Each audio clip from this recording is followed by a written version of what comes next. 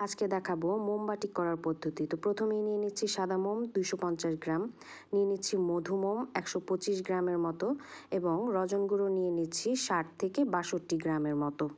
এই সবগুলো উপকরণ একটি ছড়ানো টাইপের প্যানে নিয়ে নিয়েছি, যাতে করে যে কোনো ধরনের তুলি বা ডায়েস এর মধ্যে সহজে ডুবানো যায়। স্ক্রিনে যে ডায়েসটি দেখতে পাচ্ছেন, এটি হচ্ছে টিনের ডায়েস। এটি দিয়ে সাধারণত মোমবাতিকের কাজ করা হয়, তবে ব্লক প্রিন্টের জন্য যে কাঠের ডায়েস ব্যবহার করি আমরা, সেটি দিয়েও মোমবাতিকের কাজ করা যায়। এবারে আমি একটি সাদা কাপড় ভালো করে মারমুক্ত করে নিয়েছি এবং তার উপরে ডিজাইন এঁকে নিচ্ছি। এটি একটি প্রশিক্ষণ কার্যক্রম ছিল, যার কারণে বেসিক একটি ডিজাইন আমি দিয়ে দিয়েছি, সেজন্য প্রত্যেকেই একই ধরনের ডিজাইন এঁকে নিচ্ছিল। এটিকে কলকা বা আম আকৃতির ডিজাইন বলা হয়। প্রত্যেকেই যার যার মতো চেষ্টা করে যাচ্ছিল, তবে এই আকৃতিটা ঠিকভাবে আঁকার জন্য কিছুদিন প্র্যাকটিসের প্রয়োজন আছে।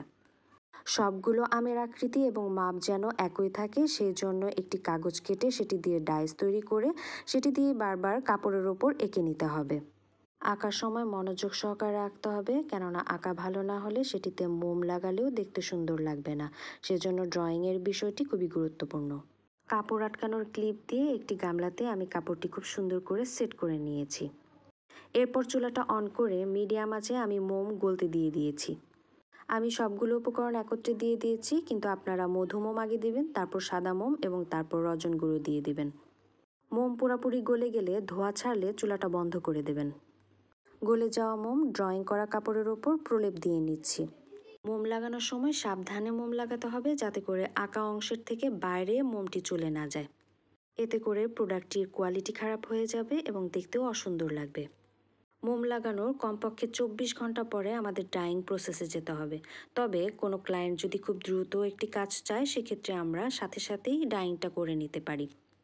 মোম লাগানোর পর মোমটা ঠান্ডা হয়ে কাপড়ে সুন্দরভাবে সেট হয়ে যাওয়া পর্যন্ত আমাদের অপেক্ষা করতে হবে। এরপর ডাইং প্রসেসে যেতে হবে। তুলি দিয়ে কাজ করা শেষ হওয়ার পর এবার আমরা দেখাবো কিভাবে ডাইস দিয়ে কাপড়ের ওপর প্রিন্ট করা যায় মোম দিয়ে। টিনের ডাইসটি ভালো করে গরম হওয়া অবধি আমরা গরম মোমের ওপর ডাইসটি রেখে দেব। এরপর বাড়তি মোমটুকু ঝেড়ে ফেলে দিয়ে কাপড়ের ওপর ডাইসটি সুন্দর করে বসিয়ে দেব। সেম প্রসেসেই বারবার প্রিন্ট করতে থাকবো। আমার প্রশিক্ষণার্থীরাও খুব সহজেই এই প্রিন্টটা করতে সক্ষম হয়েছে। আশা করছি ভিডিওটি সম্পূর্ণ দেখলে আপনারাও বাসায় ট্রাই করলে আপনারাও করতে সক্ষম হবেন। মোমটি সেট হতে দিলাম, এখন আমরা চলে যাব ডাইং পদ্ধতিতে। তো প্রথমেই নিয়ে নিচ্ছি প্রতি গজ কাপড়ের জন্য 1 তুলা প্রুশিয়ান রং। এরপর দিয়ে দিলাম অল্প পরিমাণের কুসুম গরম পানি। ভালো করে মিক্স করে নিয়ে এর মধ্যে দিয়ে দিব 2 চা চামচের মতো লবণ। লবণটা দিয়ে দিচ্ছি রংটা অ্যাক্টিভ হওয়ার জন্য। এরপর এটিও ভালো করে মিক্সিং করে নেব। এটি ভালো করে মিক্স করা হয়ে গেলে এর মধ্যে দিয়ে দেব 2 চা চামচ পরিমাণের মতো সোডা। সোডা মেশানো হয়ে গেলে আমি এতে দিয়ে দেব ঠান্ডা পানি। পানিটা এমনভাবে নিতে হবে যাতে করে কাপড় যতটুকু আছে সম্পূর্ণভাবে ডুবে যায়। এবারে মোম দিয়ে ডিজাইন করা কাপড়গুলো আমি রঙের মধ্যে দিয়ে দিচ্ছি। কাজটিও ধীরে ধীরে করতে হবে, যাতে করে মোমের ভেতরে ক্র্যাক পড়ে না যায়। ক্র্যাক পড়ে গেলে ভেতরে রং ঢুকে যাবে এবং ডিজাইনটা অন্যরকম চলে আসবে। আমি 2টা কালারের ডাইং করছি, তার মধ্যে একটি কালার ছিল ড্যাম এবং আরেকটি কালার ছিল খুবই ভালো। দোকানের কাছে যাওয়ার পরে ওনারা একটি কালার খুব ভালো দিয়েছিলেন এবং আরেকটি কালার দিয়েছিলেন ড্যাম।